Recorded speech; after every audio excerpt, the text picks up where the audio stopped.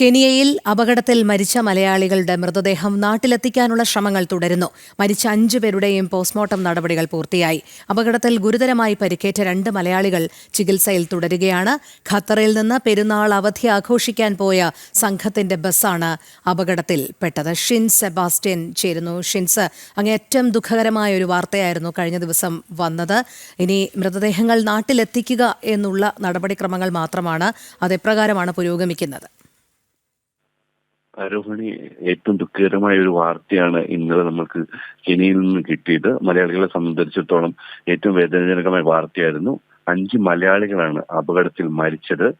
ബലിപ്പെരുന്നാൾ അവധി ആഘോഷിക്കുന്നതിന് കഴിഞ്ഞ വെള്ളിയാഴ്ചയാണ് ഖത്തറിൽ നിന്ന് 32 പേരുടെ സംഘം കെനിയയിലേക്ക് പോയത്.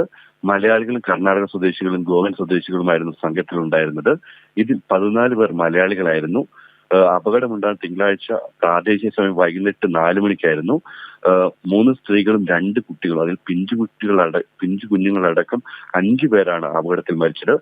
പാലക്കാട് കോങ്ങാട് സ്വദേശിനി റിയാൻ, മകൾ ടൈറ, തൃശൂർ സ്വദേശികളായ ജസ്ന കുറ്റിക്കാട്ടിച്ചാലിൽ, മകൾ റൂഹി മെഹറിൻ, തിരുവല്ല സ്വദേശിനിയായ ഗീത ഷോജി ഐസക് എന്നിവരായിരുന്നു മരിച്ചത്. ബസ്സിലുണ്ടായിരുന്ന എല്ലാവർക്കും പരിക്കുണ്ട്. ഇതിൽ 3 പേരുടെ നില ഗുരുതരമാണ്.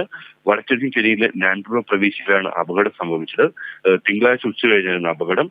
അവിടുത്തെ ഒരു വെള്ളച്ചാട്ടം കാണാൻ ഇവരെ കൊണ്ട് പോവുകയായിരുന്ന ബസ് ഏകദേശം 100 മീറ്റർ താഴ്ചയുള്ള കൊക്കയിലേക്ക് മറിയുകയായിരുന്നു. ഇപ്പൊ പരിക്കേറ്റവരെ നാഷണൽ റഫറൽ ആശുപത്രിയിൽ പ്രവേശിപ്പിച്ചിരിക്കുകയാണ്. ഗുരുതരമായി പരിക്കേറ്റവരെ കെനിയയുടെ തലസ്ഥാനമായ നെയ്റോബിയിലെ ആശുപത്രിയിലേക്ക് മാറ്റിയിട്ടുണ്ട്. കെനിയയിലെ ഖത്തറിലെ ഇന്ത്യൻ എംബസികൾ ഭാരതീയ പ്രവാസി സംഘടനകളുമായി ബന്ധപ്പെട്ട് തുടർ നടപടികൾ സ്വീകരിച്ചു വരികയാണ്. അപകട സ്ഥലത്തുള്ള നെയ്റോബിയിലെ ഇന്ത്യൻ ഹൈക്കമ്മീഷൻ ഉദ്യോഗസ്ഥർ എല്ലാ സഹായവും പരിക്കേറ്റവർക്ക് ലഭ്യമാക്കുന്നുണ്ട്. ഇതോടൊപ്പം മൃതദേഹം നാട്ടിലെത്തിക്കാനുള്ള ശ്രമങ്ങളും നടക്കുന്നുണ്ട്. അന്വേഷണങ്ങൾക്കും സഹായങ്ങൾക്കുമായി ഖത്തറിലെ ഇന്ത്യൻ എംബസി ഹെൽപ്ലൈൻ സേവനം തുടങ്ങിയിട്ടുണ്ടായിരുന്നു. 3 ദിവസത്തിനകം മൃതദേഹം നാട്ടിലേക്ക് എത്തിക്കാൻ കഴിയുമെന്നാണ് ഇപ്പോൾ ലഭിക്കുന്ന വിവരം. രോഹിണി, ശരി ഷിൻസ്, എന്തായാലും അവധി ആഘോഷിക്കാൻ പോയവരാണ്. അങ്ങേയറ്റം ദുഃഖകരമായ ഒരു വാർത്ത തന്നെയായിരുന്നു കെനിയയിൽ നിന്നുണ്ടായത്. എന്തായാലും കെനിയയിൽ അപകടത്തിൽ മരിച്ച മലയാളികളുടെ മൃതദേഹം ഇനി നാട്ടിലെത്തിക്കാനുള്ള ശ്രമങ്ങളാണ് ഇപ്പോൾ നടക്കുന്നത്. മരിച്ച 5 പേരുടെയും പോസ്റ്റ്മോർട്ടം നടപടികൾ പൂർത്തിയായിട്ടുണ്ട്.